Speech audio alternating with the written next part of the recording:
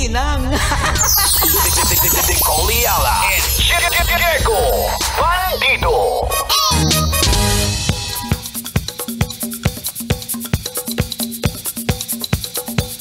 Hey!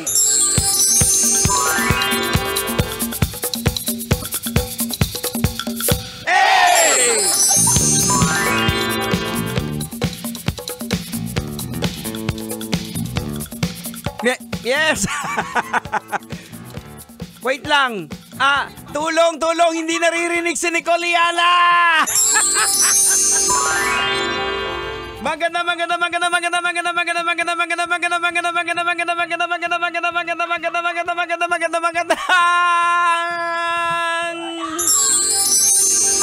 Ang hali, ayan Boss Alvin, bakit hindi namin naririnig si Nicole Ayala? Ay, ayan pala. Kaya asan na si Nicole? Wala pa rin. Ayan na. Hello? Oh my God! Ang sarap pa. Alam mo, pina-experience sa akin ni Lord na maging tahimik.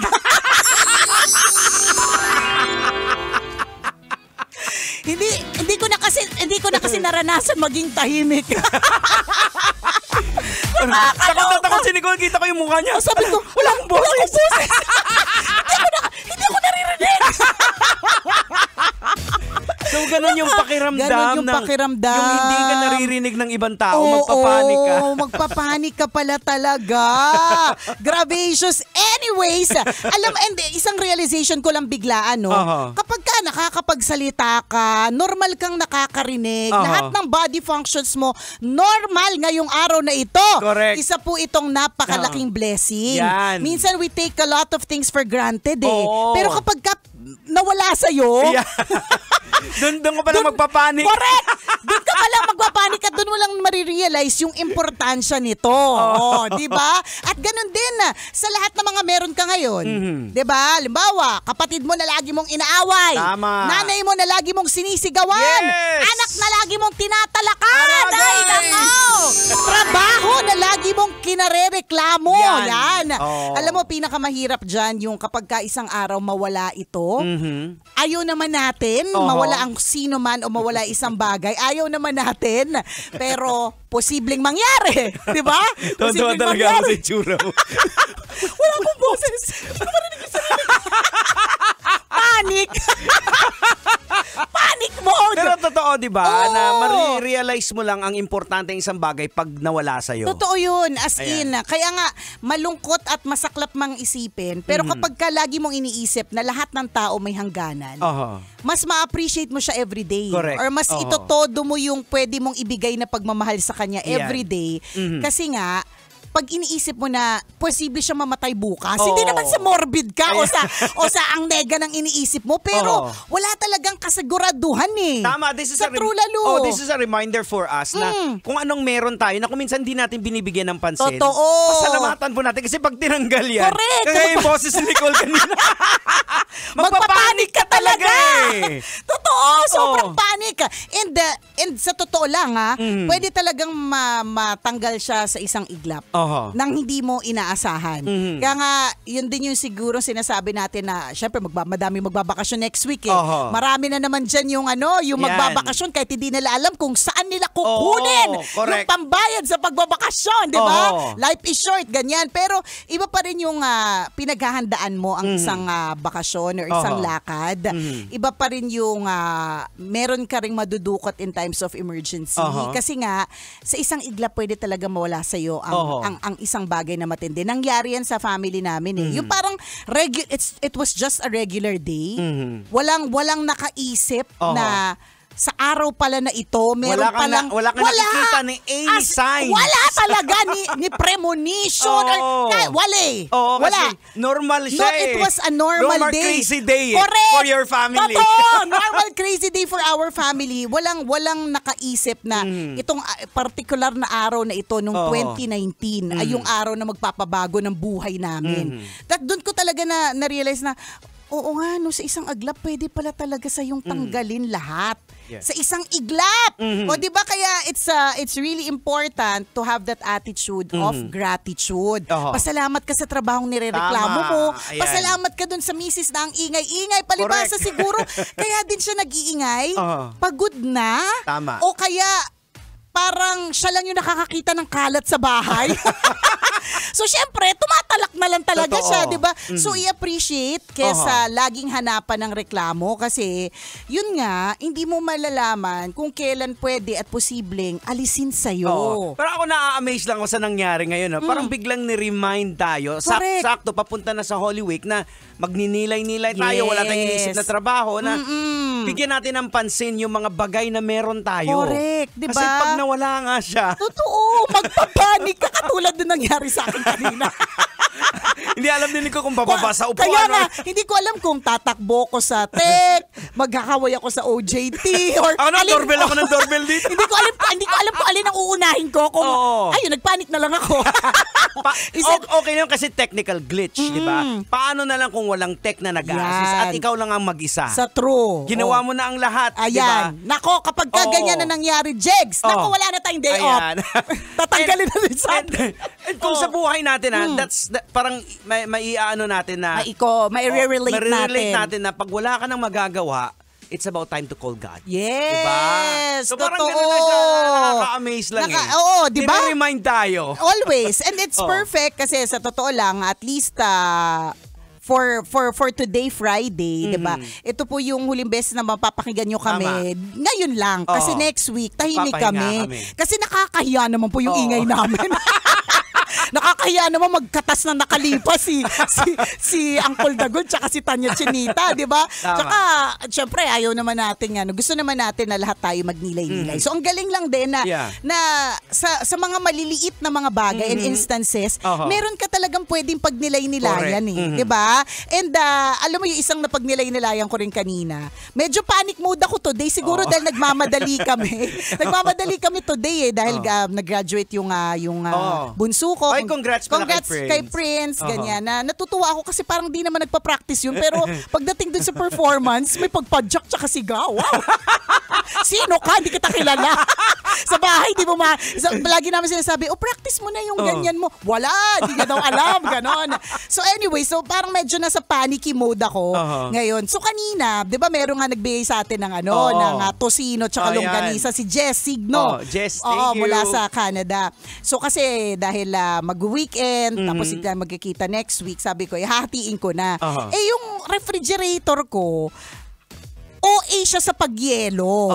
So sa madaling salita, yung mga tosino at mga longganisa na nakalagay sa plastic, hindi ko siya matanggal sa freezer. Magtatambala na. Alam mo, naririnig ka kasi ng frigider mo. Mahilig ka sa yelo kasi. Totoo. Sobrang yelo niya, sobrang dumikit yung mga tosino. Tapos magtatambala na.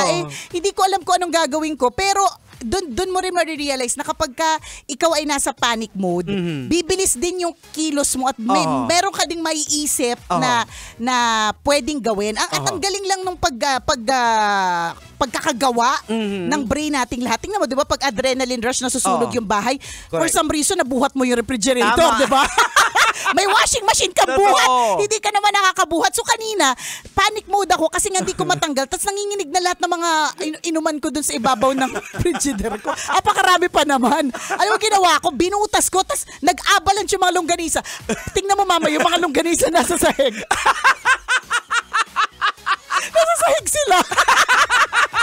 Kung nakapagsalita sila ngayon, nagmagareklamo sila, ba't mo kami hinulog? It was the only way, Jex. Kailangan ko siyang punitin at paghiwa-hiwalayin. Dahil kung hindi ko makukuha yung longganisa tsaka yung tosino, di ba? And yun yung masasabi natin na in little instances like that, meron din talaga tayong pwedeng matutunan Yun naman talaga ang katotohanan sa lahat, di ba?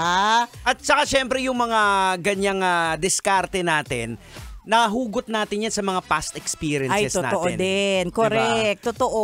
So, kung minsan malilesen yung diskarte. Malilesen na rin yung panic mo, lalo na kung napagdaanan mo na Alam siya. mo na. Hindi ko sure kung napag-adaanan ko na yung na-stuck yung tosino sa... yung pagpulit. Yun yung napagdaanan. Pupunitin ko siya. Promise.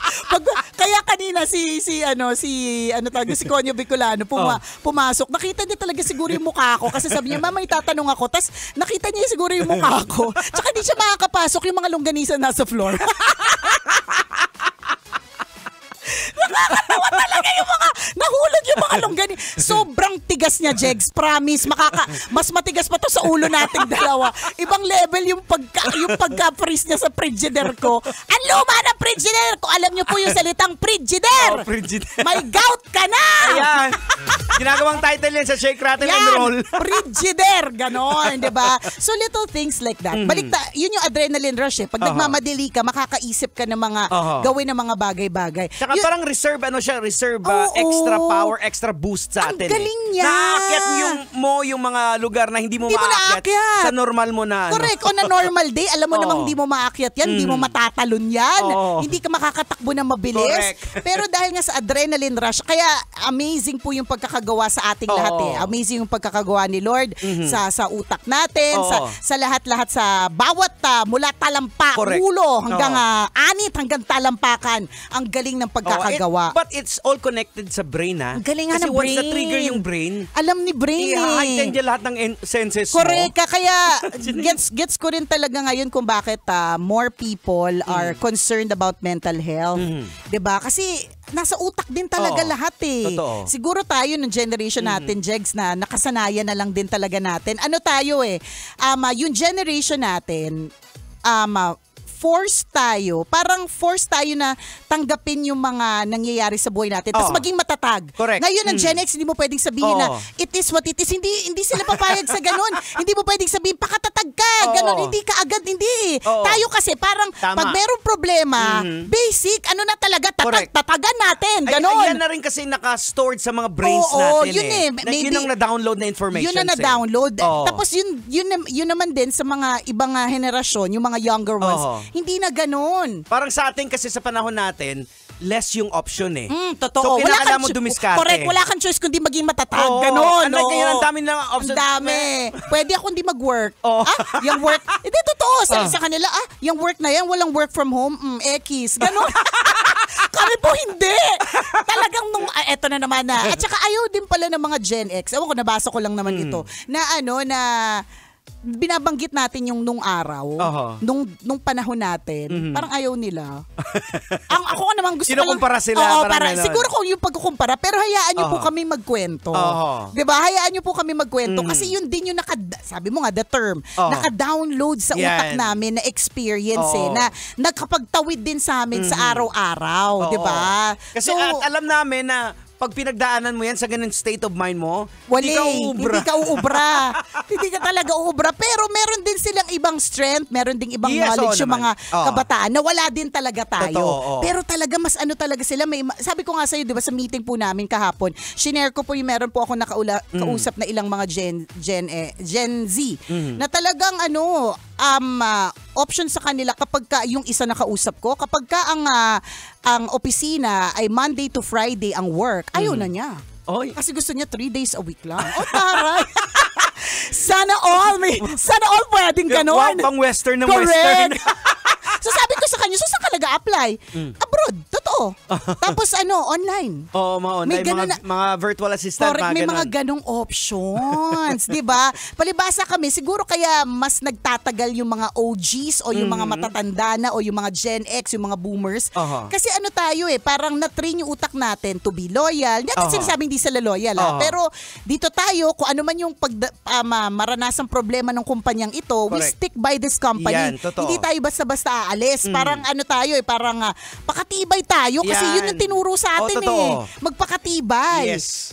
Yan yung mga bagay-bagay na natutunan natin sa magulang natin, nakikita natin. True. Ang problema kasi ngayon, hindi naman problema, but kakaibahan ng generation ngayon, ang daming mga informations na sobra, correct. Which kuminsan, alam naman natin sa social media, hindi naman tama lahat ng informations doon. Hindi lahat, hindi po lahat ay factual. Yung AI na nga lang Diba? Tapos yung mga tao hindi pa marunong magbasa. Yung bang meron lang sila nakita tapos hindi na nila babasahin yung caption, hindi na nila iintindihin. Wala, ganun. Pero may kanya-kanya naman din strength bawat henerasyon, 'di ba? Nabibilib din naman ako sa dami ng information na meron yung mga younger generation. And I love learning from them, Jegs eh. Lalong-lalo na yung mga technical na stuff, yung mga digital na mga bagay-bagay. Liit na bagay sa kanila yun, parang kahit nakapikit kayang-kaya nila. Ang galing. Alam mo nga nung minsan na gumawa ako ng presentation para sa isang report, tas ang ginawit ko PowerPoint. Yung tawa sa akin ni Princess Wagas, para 3 years niya ako pinagtatawanan. Sabi niya, Mom, you still use PowerPoint? Everybody uses Canva now. Dito ako nasanay. Bakit? Lumaki nga ako anak sa acetate eh.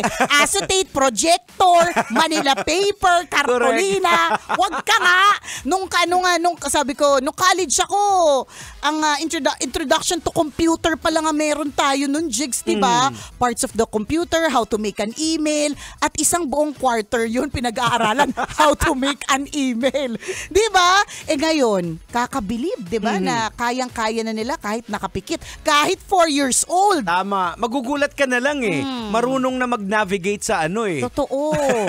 Nauna pa sila mag-navigate sa gadget versus maghugas ng puwet. Totoo. Diba? Totoo. Nakakabilib lang din at nakaka-amaze. Diba? So whatever generation you are in, ang importante po dito ay respeto. Yeah. Parang katulad ng anuman ng political stand, anuman ng religion, 'di ba? Ang mahalaga po ay respeto. Ayan, importante yung nakikinig ka. Ayan. You don't have to agree sa idea ng kausap mo, basta importante makinig ka. Baka may makuha ka rin din na Tama. para maintindihan mo siya. Kaya pala. So, pag once kasi nag-start ka ng makinig, maiintindihan mo na siya. Ayun. True, lalo't walang Diba? halong eklavu. Oras natin mga kabisyo, 12:39. Akong kumikinang ng ulo, Diego Bandido. At ako kumikinang ina mo, Nicole Yala. Kailangan pa bang i-memorize yan? Basic!